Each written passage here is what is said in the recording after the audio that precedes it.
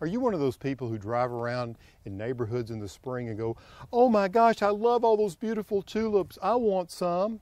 Well, if you want some, you have to plant them in the fall. Now's the time to plant them. Let me show you. You watched us design and build this house in 150 days, but the work is far from over. We're about to jump into my favorite part of the process of bringing all this together. Join me for an exclusive look right here on ehowhome. Who doesn't love spring flowering bulbs? Well, I certainly do. Tulips are one of my all-time favorite flowers. If you love tulips and you have a favorite color, I'd love to know what you love. Mine, well, I'm crazy about these apricot colored ones. I plant them everywhere. And I'm planting some called Minton. And this is the time of year to do it. It's fall. If you want those spring blooms in March and April and May, you gotta plant them now.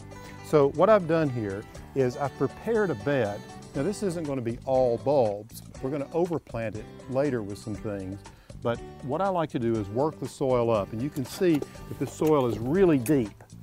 So I can drive this trowel into the ground almost 9 inches. And that's what you want. When I plant bulbs, I want a lot of visual impact. I tend to plant a lot of the same variety or varieties that work together in terms of color.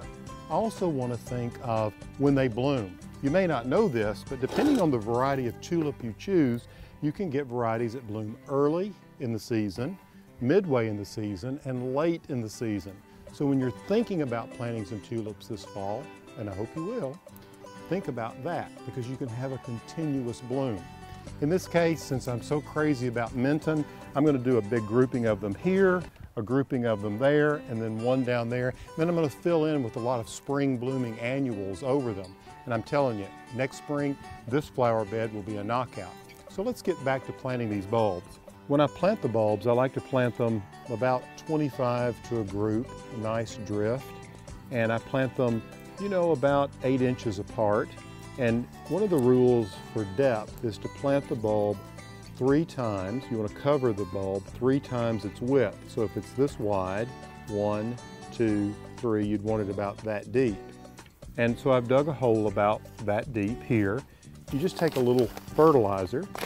I like to use an organic fertilizer for bulbs, specifically blended for it. About a tablespoon in there, and I work it around a little bit, and then I drop the bulb in. You want the flat end or the basal plate end toward the soil, like that. And what I like to do is go along and plant them so I can see them. So this one I'll come in, and I'll put this one next to this one so I can see exactly where they are. You get the idea. Put a little fertilizer in there, drop it in. Then I'll work my way around and I'll have this entire bed planted. Then I can decide whether I need to protect them, because I know a lot of you have asked me questions about how do you protect your tulip bulbs from squirrels. Well, one of the best things to do is once you get the bed planted, you can take some chicken wire, and this is coated with a little black plastic so you don't see it, and you can just roll this out over the top of the bed and just leave it there. Cover it with leaves, cover it with mulch, whatever you want. This will keep those little rascals from digging up your tulip bulbs. Then, when winter is over, and when you just begin to see the tips of those little bulbs pushing up, you can take the chicken wire off, put the mulch back around it, the bulbs will come up. At that point, the squirrels don't really care because the bulb is already rooted in. It's no longer a bulb, it's a full-grown plant, and your bulbs will come up and bloom beautifully. This is a trick that's really worked well for me over the years. So when those temperatures begin to cool, make sure you go to the garden center and get lots of bulbs and get them planted. You'll be glad you did in the spring. And hey, if you're enjoying these tips on bulb planting and other things, tell a friend about them. And make sure you subscribe to ehowhome. Now I got to get back to work.